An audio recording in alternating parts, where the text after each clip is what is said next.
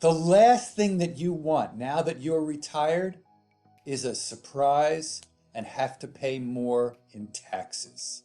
In this video, I'm going to share with you 5 particular items you need to be aware of so you don't make a costly mistake and have to pay more in taxes. But before we get there, subscribe to my channel, hit the notification bell so you're alerted to when we post new videos. I have over 30 years of experience in this business. I want to share with you what I've learned from my clients, what I know from this industry, so I can help you to avoid some of those costly mistakes as you venture into this next chapter of life. So in that, our specialty is the transition into retirement. I'm talking to a lot of people who are making that transition, and many of them have misconceptions about where the money comes from, how it's generated, and what taxes will be owed. So I want to get to you some of those items that are really important so that you're aware, so you don't pay taxes at a level that you shouldn't be. The first item is what is called quarterly estimates. Now, for those of us who own businesses, we've been paying quarterly estimates for years. It's just a part of our daily life. But for those who have been employed by somebody else, they've not been accustomed to that. And as you go into retirement, if you are now starting to generate income from different sources, Social Security or part-time income, or income from your personal taxable account, or income from your 401k or retirement or IRA account, you want to make sure that you're having the proper withholdings, because if you're not, there could be a penalty per the IRS code. So what you need to do just in advance, here's a tip for you, just in advance of your retirement, have a conversation with your team of advisors, your accountant, your financial advisor. Make sure that you understand what income sources you are going to be generating as you go into retirement, particularly that first year, and how much in terms of estimated taxes you will need to be paying. You will need to set yourself up on a quarterly estimated payment system so that you don't avoid paying the taxes throughout the year, which could cause you, by the end of the year, to be hit with a fine. So make sure that you have a pretty good sense of, and this number can be changed year over year. Don't worry about locking yourself in. But just make sure you have that conversation with the accountant and the advisor so that in that first year of retirement, you're paying about what you should so that you don't make a costly mistake. The second surprise is that many people, where their biggest asset is their 401k, and now they're looking to generate income from it, they don't realize the degree of taxes that are going to be owed as a result.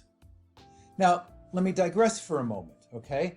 You could have a retirement or 401k or IRA type of account, and those are the accounts that grow tax deferred. You pay no taxes until you start taking it out, right? And then you have personal or taxable accounts where over the period of each and every year, you'll pay taxes on something you sold or dividends. So that is at a different tax rate, because depending upon how long or how short you held that item, let's say you sold it, you may pay only 15 or some people 20% in a long-term capital gain tax, or you may pay only 15 or 20% depending upon what type of dividend it is that is generated in the personal or taxable account. But when you take the money out of the retirement bucket, all of it comes out at your ordinary income. So depending upon your income level, you may be paying or subject to more in taxes than you originally anticipated. So again, go back to your planner, your accountant, and talk to them about where the income is going to be coming from and how much you think is going to be exposed to taxes, so that you are not hit with a surprise that you have less money in retirement than you thought you were going to. I will give you a tip, by the way. If you are in your mid-50s, one potential rule to help you to take money out of your IRA for income purposes is Section 72T. Now, why is this important? Because if you take money out of your IRA or retirement account before 59 and a half, you're not only going to be subject to the ordinary income tax, but a 10% early withdrawal penalty. Section 72T, which allows for you to take money out over at least a 5-year period with substantial and systematic payments, allows you to avoid the 10% penalty, assuming you do what the code says you need to do. So again, go to your planner or your accountant and find out if you are in your mid-50s or even earlier and you wish to take money out of your 401k or IRA, ask them about Section 72T. Now here's the real question. Are you prepared for retirement? Go to our banner. In my latest book, Don't Outlive Your Money in Retirement, I created a quiz. And if you'll invest just 2 minutes into the quiz, I will score for you immediately which one of the 3 retirement preparedness stages you are in, and also get you a free chapter of my book along with a couple of worksheets. These worksheets will give you some more clarity with regards to whether or not you are on track for your retirement. So go hit our banner and get the quiz. So the third surprise is the impact of capital gains taxes on many of those who retire. Now let's think about this for a moment. During your working years, what we call the accumulation stage, you're looking to accumulate as much money as possible. Let's say you bought that stock 10, 15 years ago, and it started here, and it was the right place to be in, and it's now worth 10 times as much, whatever the number is, but it's worth a lot more. And now you're expecting to sell pieces of that to generate the income you need so you can have the cash. But remember, depending upon how long you owned the stock for and how much income you have, you will have to pay long-term capital gains taxes. But here's a tip for you. You may want to consider and talk to your planner or accountant about this, what is called tax harvesting, or marrying up tax losses with tax gains. Because if you can anticipate and do the planning necessary to know that out of this bucket, you're going to need, let's call it $50,000, but you're going to have to pay 15% on taxes on that, and you want to figure out how to avoid that, you may want to look somewhere else in your portfolio that may have a loss, or marry up an old loss that you have as a carryover on your tax return. This really is advanced planning. And again, this is what we do with our clients. This is what you should be talking about with your planner to anticipate how to generate the income and pay the least amount of taxes possible. The fourth surprise is in regards to Social Security. It's taxable.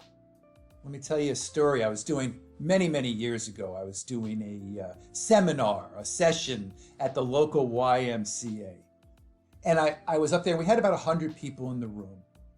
And I started this topic, which was, Social Security, for many of you is going to be taxed when you get it. And somebody in the front row got up and went, "That's illegal." Well, no, it's not.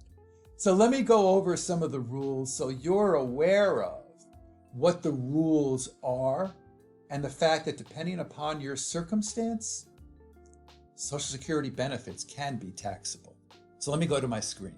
So the first thing you need to know is what is called the annual earnings test. So if you apply for Social Security before your full retirement age and you're working, $1 in benefits will be withheld for every $2 you earn over $18,960 in 2021.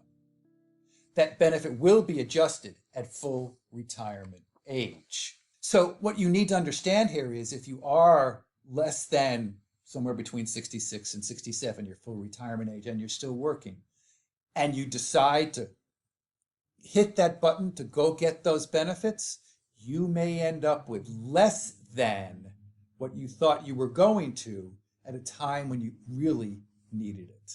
The broader issue is with regards to taxation of your benefits. And taxation is what we call provisional income. It's important to understand this. Your adjusted gross income plus 1/2 of your Social Security benefit plus any tax-exempt interest, typically municipal bond interest, is what is called provisional income. And as you can see in the chart here, if you are married and filing jointly, and your provisional income is over $44,000, which really is the majority of the people that we see, upwards of 85% of your Social Security benefit could be taxed.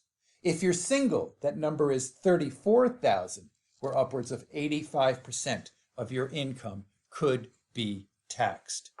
So you need to be aware of this, and a part of the 567 different Social Security strategies, you need to be accounting for your health, your income, your assets, your tax bracket, life expectancy, etc., to figure out which is the best Social Security strategy for you and how much of it you're going to keep. Now, the fifth surprise is actually an interesting one. Did you know that 37 states, speaking of Social Security, do not tax Social Security at the state level? So it may just be that some of you were looking to move to a different location for your retirement. You may want to take a look at the list of those states that do not tax your Social Security income. It may be just a part of that calculation that you make in terms of where it is you want to live in the next part of your life. And again, speaking of Social Security, go to our playlist. Get really informed about which one of these 567 different strategies is best for you.